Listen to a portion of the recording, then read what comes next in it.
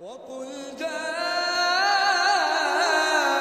الحق وزهق الباطل إن الباطل كان زهوقا۔ میرے دوستوں، اس وقت باطل نے دین اسلام کے خلاف بالکل کھلم کھلا محاذ کھول رکھا ہے اور دین اسلام کو بدنام کرنے کی ہر ممکن کوشش کی جا رہی ہے۔ ہر وہ طریقہ اختیار کیا جا رہا ہے جس کے ذریعے سے مسلمانوں کو اور دین اسلام کو بدنام کیا جا سکے، اور وہ ساری کی ساری باتیں جھوٹ کا پلندہ ہوتی ہیں، ان میں رتی برابر بھی سچ نہیں ہوتا، حقیقت نہیں ہوتی۔ اسی طریقے سے بالی ووڈ انڈسٹری، ہالی ووڈ انڈسٹری، فلمی دنیا، ڈرامے، ویب سیریز، ناٹک اور اس طرح کی جو چیزیں ہیں، فلمیں وغیرہ، ان کے اندر بھی باقاعدہ ایک پروپیگنڈے کے تحت مسلمانوں کو ٹارگٹ کیا جا رہا ہے۔ گزشتہ کچھ دنوں میں جس طرح کی فلمیں پچھلے کچھ مہینوں اور سالوں میں نظر آئیں، اس میں باقاعدہ سمجھ میں آ رہا ہے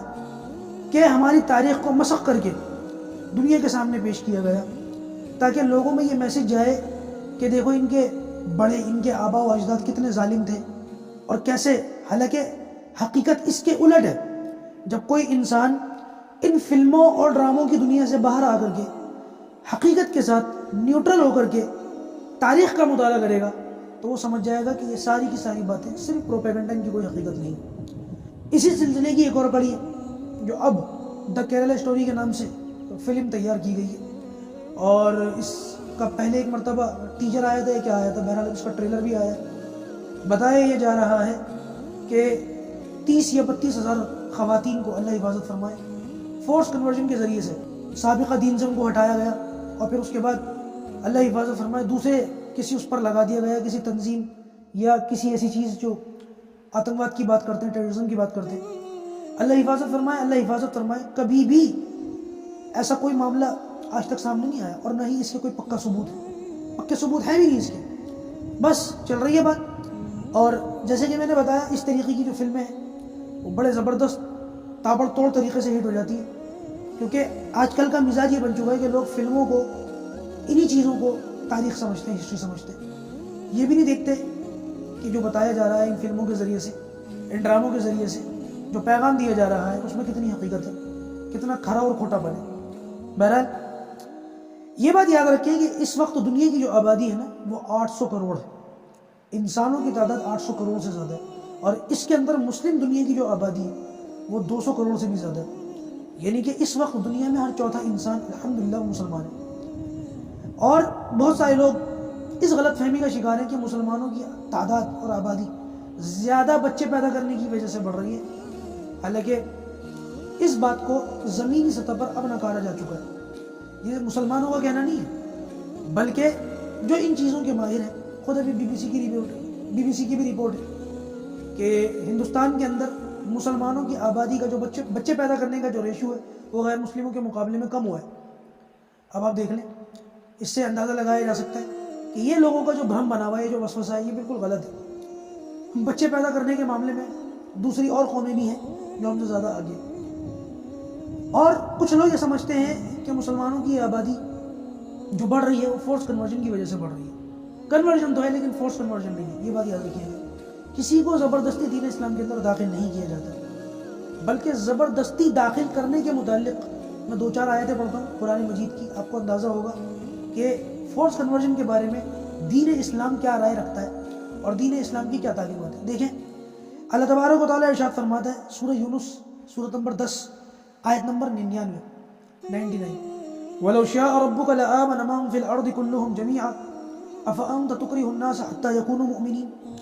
اور اگر آپ کا رب چاہتا تو تمام روئے زمین کے لوگ سب کے سب ایمان لے آتے، تو کیا آپ لوگوں پر زبردستی کر سکتے ہیں تاکہ وہ ایمان لے آئیں؟ یعنی کہ نبی کریم صلی اللہ علیہ وسلم کو بھی یہ کہا جا رہا ہے کہ آپ کو صرف حق بات پہنچانے کے لیے بھیجا گیا ہے، زبردستی کسی کو دین میں داخل کرنے کے لیے نہیں بھیجا گیا، اور نہ نبی کریم صلی اللہ علیہ وسلم نے کسی کو زبردستی دین میں داخل کیا۔ اگلی آیت ہے سورہ کہف کے اندر، اللہ تبارک و تعالیٰ ارشاد فرماتا ہے سورہ نمبر 18، آیت نمبر 29،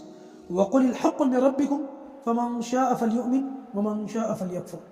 اللہ تعالیٰ فرماتا ہے اور اعلان کر دیجئے کہ یہ سراسر برحق قرآن تمہارے رب کی طرف سے ہے، یہ جو قرآن مجید ہے یہ اللہ تعالیٰ کی طرف سے یہ برحق ہے، آگے اللہ تعالیٰ فرماتا ہے وَمَنْ شَاءَ فَلْيُؤْمِنْ، اب جو چاہے ایمان لے آئے، وَمَنْ شَاءَ فَلْيَكْفُرْ، اور جو چاہے ایمان نہ لائے، ناشکری کی زندگی گزارتا رہے، جس طریقے سے چاہے اس طرح سے رہے۔ تو لہٰذا یہاں پر بھی اختیار دے دیا گیا بھائی تمہارے اوپر اختیار ہے کہ تم جیسی زندگی چاہو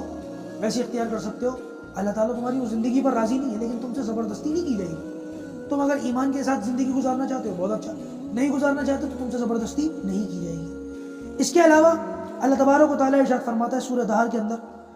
سورت نمبر 76 آیت نمبر 3، اللہ تعالیٰ ارشاد فرماتا ہے اِنَّا هَدَيْنَاهُ السَّبِيلَ إِمَّا شَاكِرًا وَإِمَّا كَفُورًا، ہم نے اسے راہ دکھائی، اب چاہے وہ شکر گزار بنے چاہے نا شکر بنے۔ بندے کے بارے میں کہا جا رہا ہے ہم نے تو راستہ بتا دیا، اب چاہے تو راستے پر چلے چاہے تو اس راستے کو چھوڑ کر اپنی مرضی کے کسی راستے پر چلے۔ اس کے علاوہ اللہ تبارک و تعالیٰ ارشاد فرماتا ہے سورت نمبر 50 آیت نمبر 45 نحن اعلم بما يقولون وما انت عليهم بجبار